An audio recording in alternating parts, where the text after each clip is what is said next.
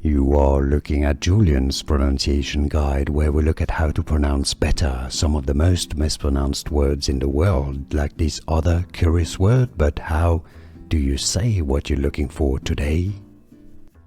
Let's learn how to pronounce the name of this Croatian footballer. For more names from football, names of famous players that too many people get wrong, make sure to stay tuned. Playing at Manchester City for now.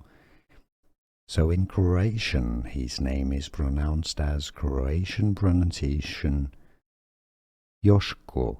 Josko. Josko. Yes, the S with the little symbol is pronounced like SH. Josko Gvardiol. Gvardiol. Josko Gvardiol. So in English, Josko, you have the phonetics written on your screen here, Josko Gvardiol. Gvardiol, you can just ignore the G. Josko Gvardiol. It's easy, and now you know.